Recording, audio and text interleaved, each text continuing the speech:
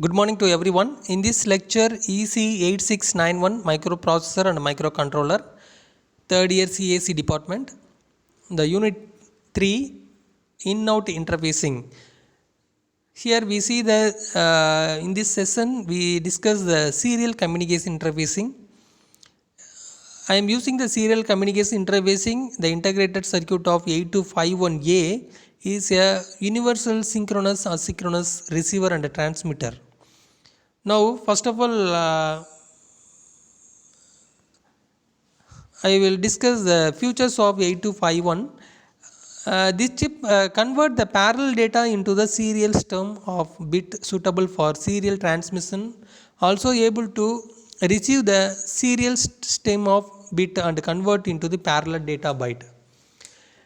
It supports standard asynchronous protocol with a 5 to 8 bit character format and odd or even parity generation format, and the baud rate of 19.2 kilo bond. This chip may be programmed to operate in any of the serial communication mode. It allows a full duplex transmission method. So what are the methods? The three mode of data transmissions. Number one, simplex, duplex, half duplex. In simplex mode, the data is transmitted by one direction over a single communication channel. And duplex mode, the data can be transferred between two transceiver, the transceiver in both directions simultaneously. And then the off duplex mode, the data transmission can take place in either directions, but at a time data may be transmitted only in one direction only. Now we see the functional block diagram and signal description of 8251. So the major block of 8251, data bus buffer and read and write control logic. The data bus buffer, it interfaces the internal bus of 8251 with the system bus. The control signals are D0 to D7. This is a 8-bit data bus used to read or write the status, command word or data from R to the 8251. And the read and write control logic, it controls the operation of the peripheral depending upon the operation of initiated by CPU. It also selects one of the two internal addresses, which are the control and data addresses.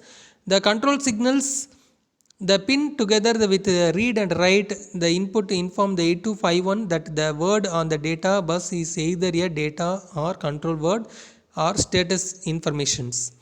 The control word on the data status information is 1 on the bus and 0 on the data. Now the read operation, this is active low signal and it inform the 8251 that is CPU is reading the either data or status information from the internal registers. And then the write operations is active low signals and it inform the 8251 that the CPU is writing data or control word to 8251. And then clock signal, the clock is used to generate the internal device timing, and it is used to connect the clock generator of the output. This input frequency should be at least 30 times greater than the receiver of transmitter data bit transfer rate. And finally the reset operations, a high on this in input forces the 8251 into an ideal state and remaining ideal till it is low again and a new control word is written into the processor, and the minimum required the reset pulses with an 6 clock status for proper reset operations. And the time under the transmit control block, it transmits the data byte received by the data bus buffer from the CPU for further serial communication operations. The different control signals in the transmitted control block, that is a transmitted clock's input, transmitter ready, transmitter empty, and a transmitter buffer, transmitted data output, a receiver buffer and a receiver data input, and a receiver control and a receiver ready output, and also the modern control, and also the clear request and data terminal ready. Now we see the mode of operations of 8251.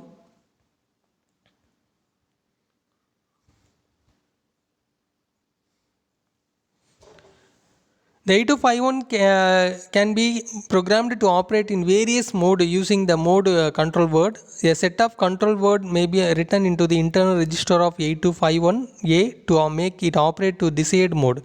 The control word of 8251A are divided into two functional types.